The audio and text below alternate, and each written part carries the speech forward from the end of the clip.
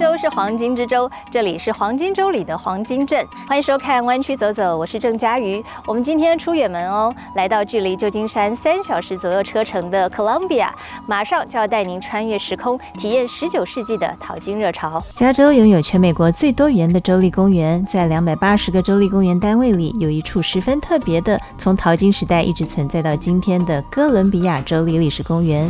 1850年3月27日 ，John Walker 在此地发现了黄金，这是淘金热时最丰富的发现之一，吸引了源源不绝的淘金客。在水源渠道开始建立后，哥伦比亚镇在1854年成立。This became a permanent town. At our peak, we estimate somewhere around 20,000 people were here. And we're one of the few gold rush towns. We're not a ghost town.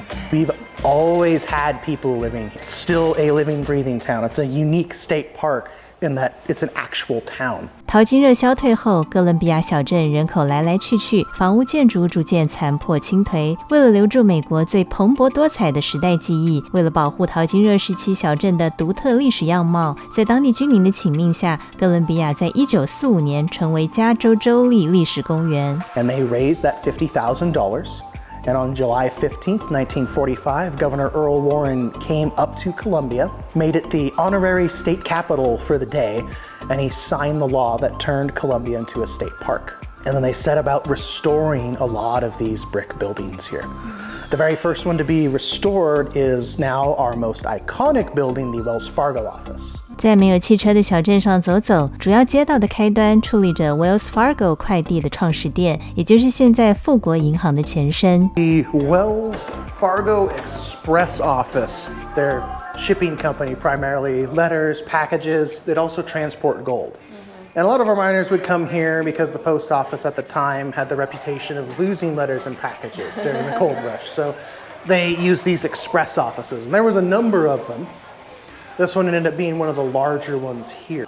Think of it like a money order. You come here, Mr. Dagner weighs your gold, he buys it from you for $12 an ounce, and then you can send this back to your family. And there were Wells Fargo offices all around the world.By the middle of the gold rush, they were in pretty much every single country. 临近街上的杂货店里，则留有华人的生活轨迹。For the whole entire gold rush, roughly 10% of the population came from China. And many of them would be gold miners, but we also had a very large number of merchants, including one who opened up an apothecary, which was really important for our miners. This was their first experience with Eastern-style medicine. 当年小镇上的淘金客，除了黄金梦之外，更经历了与不同文化交流碰撞的初体验。This was a melting pot of different cultures from all around that our miners got to experience even different cuisine. And I know that the Chinese restaurants in town were extremely popular. 曾被称作南方矿脉珍宝的哥伦比亚，在淘金热时期的黄金收获到底有多少呢？ All the gold dust, the little pieces of gold dust, they found a lot of it. They found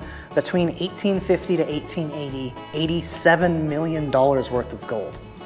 But if I adjust that to today's money with inflation, you're looking at around $3 billion worth of gold.Just from the city of Columbia alone. 如今小镇上还有以100年前方式在经营的铁匠店、糖果店，街道上响起的是缓缓的马蹄声。淘金时期的生活点滴在这里鲜活呈现。来到哥伦比亚，可以体验19世纪金矿小镇的风情，感受自然风光，享受户外活动，还有许许多多光阴的故事。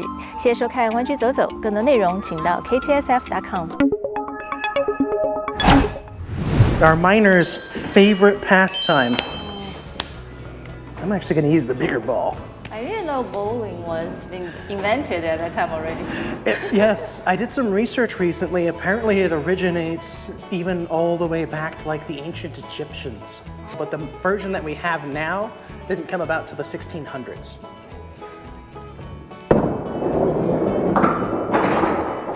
Very good. 6 out of 10. Exactly. Can I try it? 19世纪的保龄球。1, 2, 3.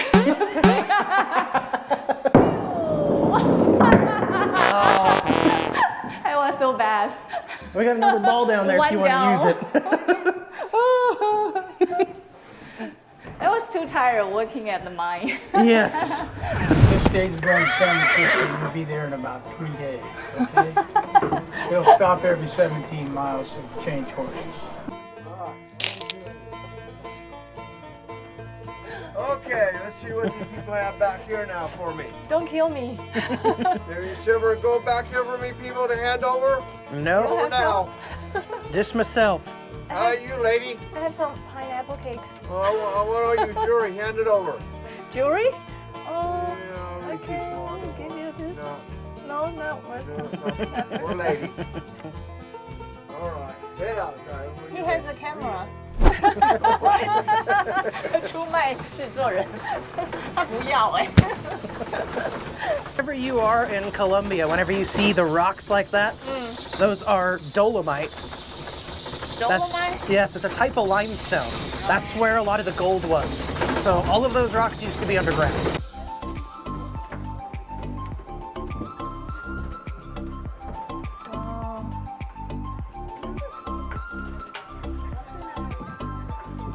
坐马车的感觉耶，好神奇哦！但我觉得有点头晕。Thank you so much.